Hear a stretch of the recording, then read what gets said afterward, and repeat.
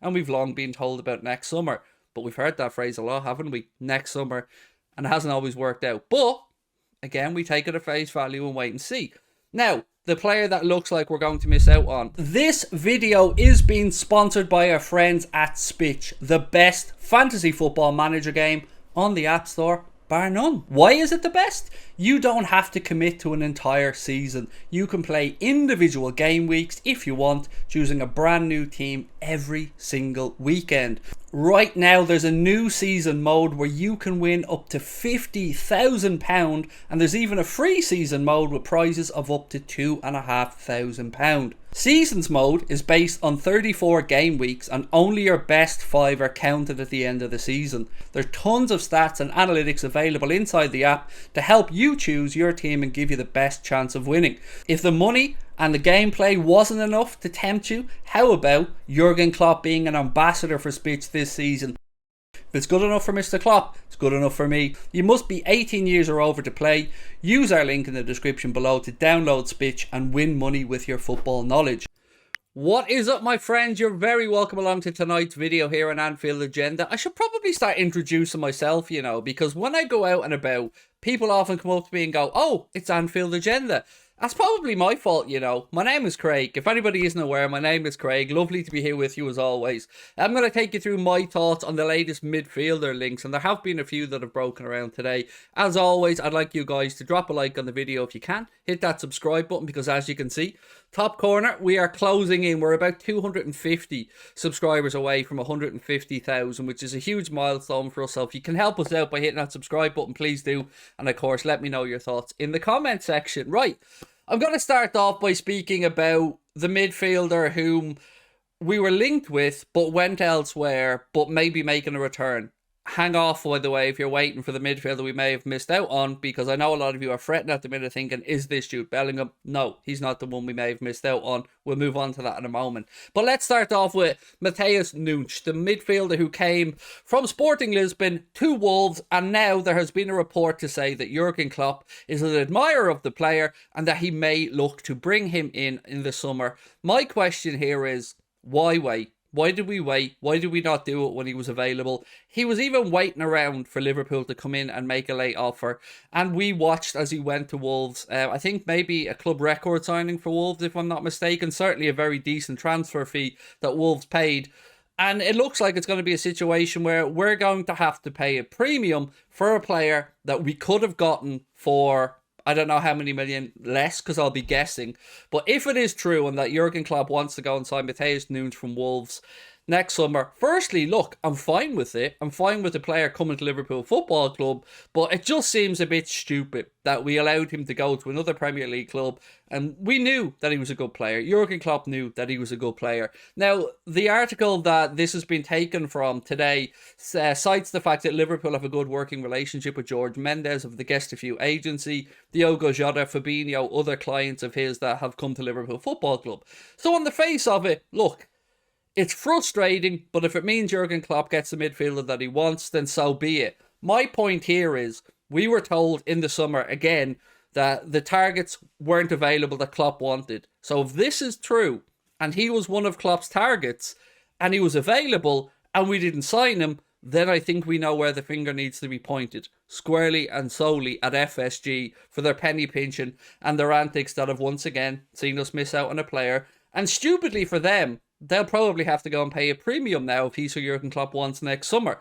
So there is a train of thought, and I'm sure people will say to me, well, maybe Liverpool wanted to see how we'd adapt to the Premier League, and that's fine. Yeah, I can understand that as well, if you're willing to pay the premium, which is what looks like we're going to have to do. So, let's wait and see, but I'm going to carry on now with the midfielder who we may miss out on. But before I get to that, there's another story today doing the rounds. Let me just quickly flick through my notes here so I can get it up on the screen so I can credit the right people. To say that Liverpool are looking to do big business in midfield in 2023. And you know what? It's Bruno ANDRD /UOL is the credit to this. I'm taking this mail at the transfer room.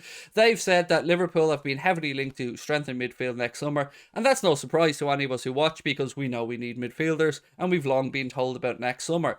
But we've heard that phrase a lot, haven't we? Next summer, and it hasn't always worked out. But again, we take it at face value and wait and see. Now, the player that looks like we're going to miss out on, and it probably won't be a surprise to you, is Moises Caicedo, the guy from Brighton. And the reason being is that Graham Potter will most likely want to bring him to Chelsea, and that's certainly what's doing the rounds in the media. They've suggested that maybe we're going to miss out on the guy because he'll end up at Chelsea with Graham Potter.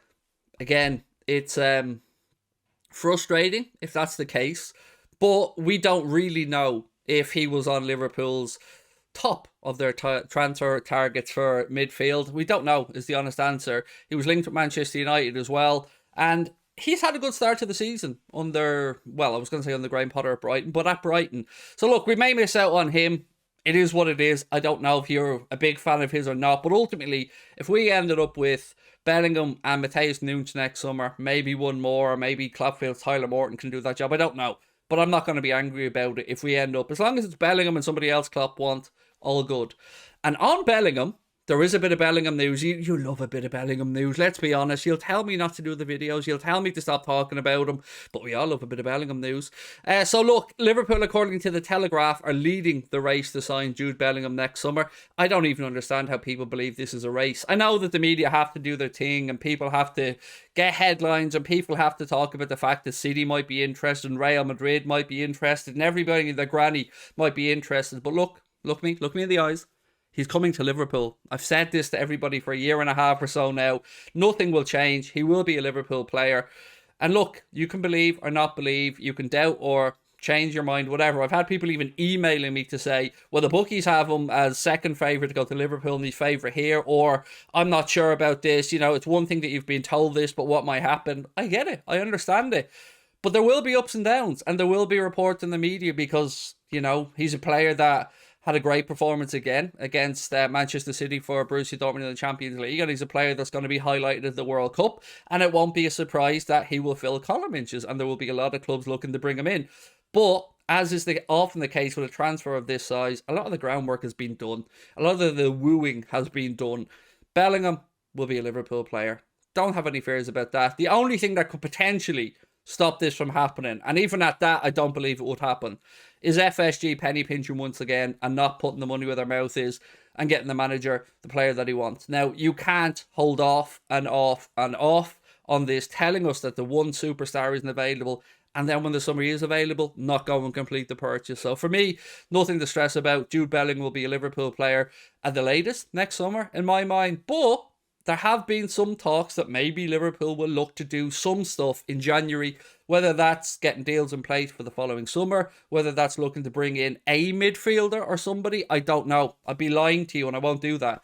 I'd be lying to you if I told you I knew. I don't. Quite simply haven't got a clue. And one last thing before we finish up tonight, and I don't like to take cheap shots, but the whole Todd Boehly thing has really wound me up. And look, it's not because he's American, and it's not because he's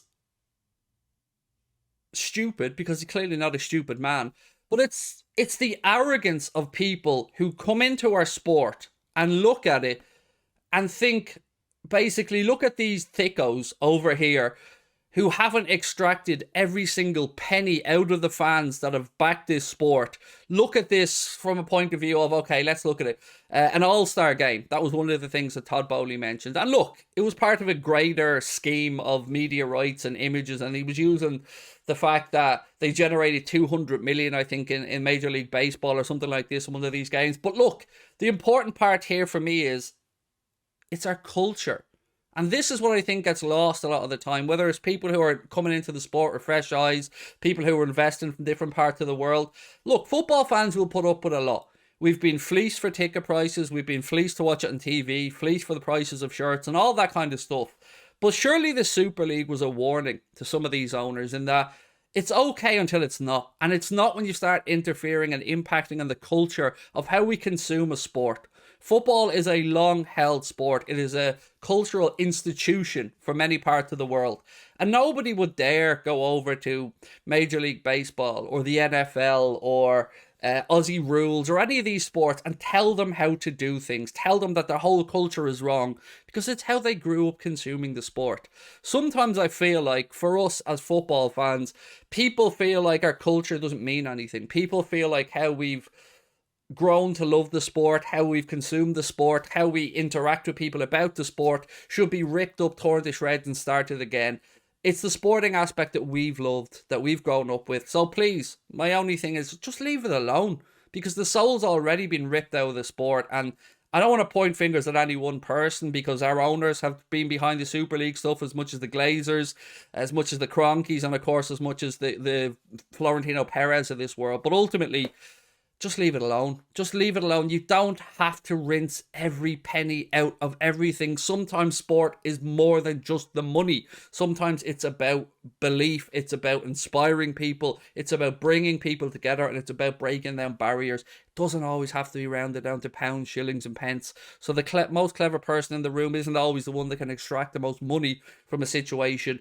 It's the one that can help grow the game the way it's supposed to be, the way it brings people together. That's my take on all of this anyway. Look, I appreciate your time as always, my friends.